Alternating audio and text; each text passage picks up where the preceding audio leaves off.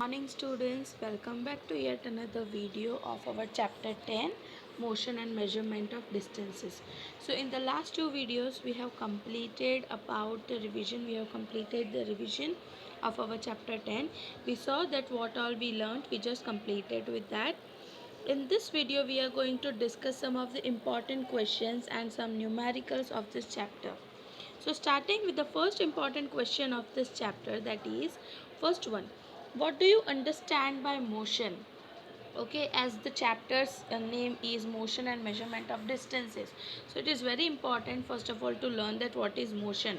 Okay, so motion, the answer is like it is given. Motion refers to the state of body when it continuously changes its position. Okay, now when a car, it moves from one place to another, so we can say that car, it is continuously changing its position, so we can say that the car is in motion. Okay, so you can write like motion, it is refers to state of object when it continuously changes its position with respect to stationary reference point. So this was our first answer, that define motion, or what do you understand by motion. Okay, moving on to second question which can be asked, like define rectilinear motion. Now students, you all know that in this chapter we have learnt about different types of motion. So it can be asked about a define of any type of motion and you have to give example of it. So over here I have taken define rectilinear motion. Now rectilinear motion, that means whenever the body is moving in straight line. Okay, so you can see over here in the answer that rectilinear motion is the motion of body moving in a straight line. Example is given, that is a stone falling from a height. Rather than stone, you can take any other example like a bus moving in a straight line or a ball moving on a path. Okay, these are also some of the few examples of rectilinear motion. Yet another question I have taken, that is same type, the circulatory motion. Okay, just to take a clear example, so this is another question, that what is circulatory motion and example of it. So circulatory motion means the motion of a body along a circular path. So whenever a body, it is moving along the circular path, it will be termed as circulatory motion. And the example it is given, that motion of a blades of fan, like on the fixed axis. Okay, the blades of fan, they are moving in a circular path, they are fixed on an axis, that is the wheel of the fan, we can say axle of the fan. Okay, and the blades are moving in a round path, so we can say that blades of a moving fan are showing circulatory motion. Another example of circulatory motion you can take, like the movement of the earth or other planets around the sun. Okay, they are also showing circular motion, like they are moving in circular orbit. So this is also one of the example of circulatory motion. Another question, that what do you mean by the length of an object. Okay, now how to measure the length of an object, that we have learned in this chapter. So this is also one of the important question, that what do you mean by the length. Okay, so this is the define of length. It can also be asked like define length, okay, in 1 mark. So what is length? So length of an object means that how long it is. Okay, how long the object is as compared to the, we can say, uniform or standard measurement. Okay, like for an example over here it is given, the length of classroom is 6 meter. Okay, so that means the classroom, it is 6 meter long. Or if I am having a scale, okay, so scale, it is having measurement, it is 15 centimeter. So I can say that my scale is 15 centimeters long. Now length, it will measure from thing to thing, one thing to another, and from place to place. Okay, like which place you are measuring, like that it will differ. Next question is, why are handspan and cubit not used as standard units? Now we have learned about standard unit and we learned that there are other units also of measurement. So why we can't use handspan or cubit or even footsteps as a standard unit of measurement? So like you can mention like this in your answer, that handspan and cubit are not used as standard unit because they vary from person to person. That means it will be different for one person to another person. Like if you are measuring your length, you are taking your handspan, so length will show different. And if your parents or someone else measures an object, same object, with their handspan or cubit, so it will show different measurement. So we cannot use that as a standard unit of measurement. Okay, so it is not a desirable unit of measurement, or it cannot be used as standard unit of measurement. Same can be written for footsteps also. So if any is asked like handspan, cubit or footstep, you have to mention the same answer. Now let us go to numericals. Over here, just see the question, what it is mentioned. The distance between Radha's home and her school is 3260 meters. Okay, now we are having over here meter, and what we have to do is we have to express the distance in kilometer. So we have to keep in mind that we are having two units over here, one is meter and we have to convert into kilometer. So let us take that 1 kilometer. We are already having unit conversion, standard conversion. 1 kilometer is equal to 1000 meter. So simply we can divide 3260 by 1000.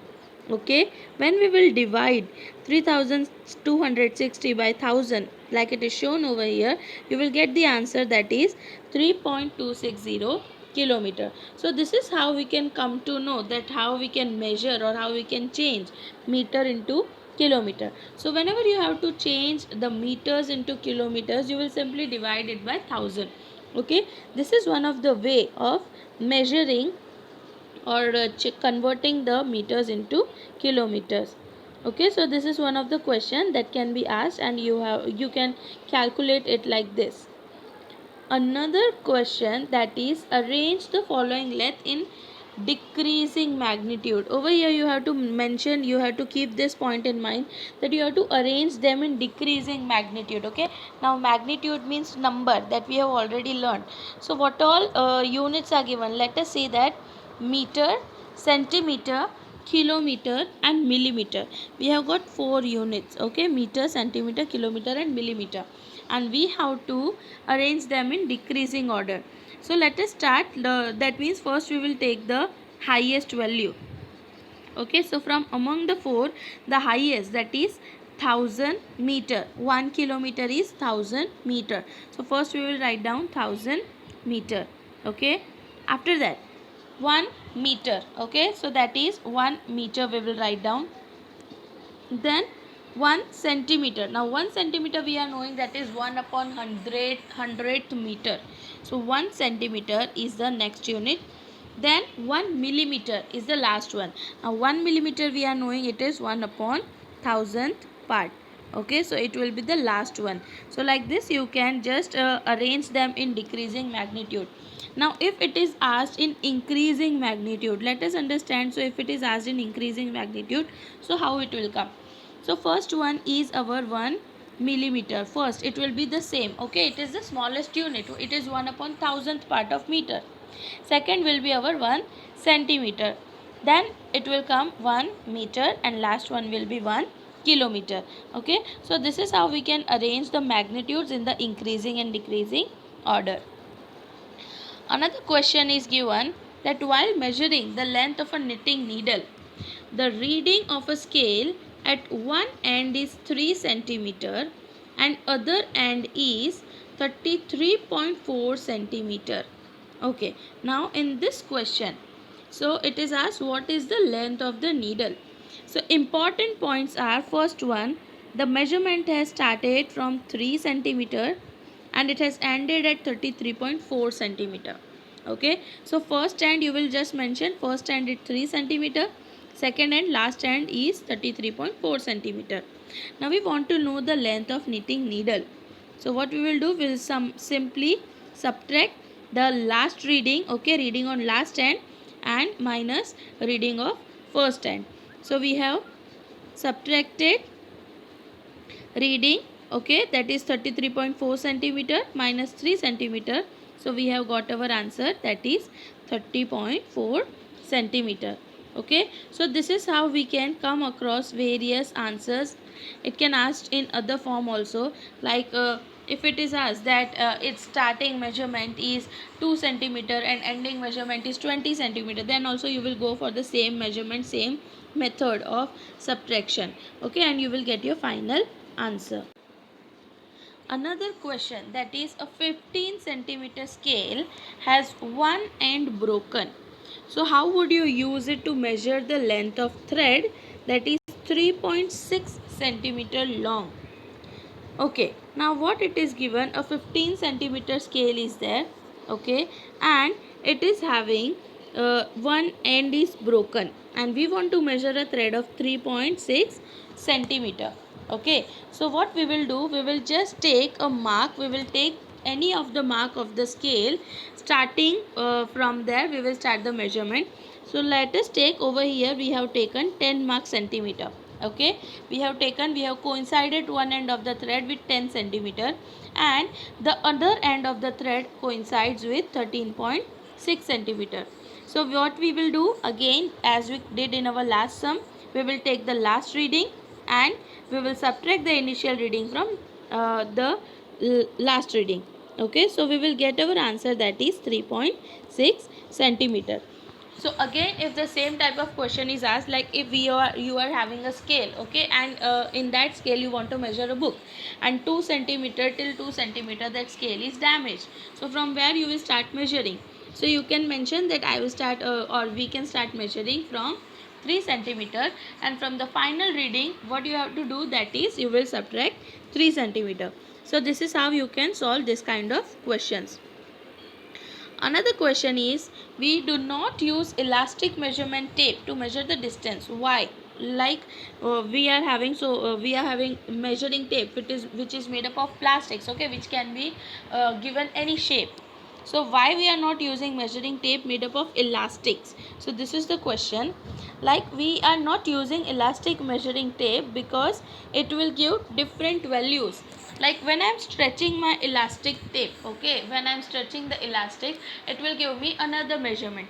When I am keeping it stable, it will give me another measurement. If I am applying more force and stretching it more hardly, it will give me yet another measurement. So measurement will change every time I measure the same object. Okay, so that is why we cannot use elastic measuring tape. So these all are the various questions or some of the questions that can be asked in your examination. I hope you all understood what the concept of this chapter clearly, and you all will be able to write down or do your best in the examination. Till then, have a good day and bye.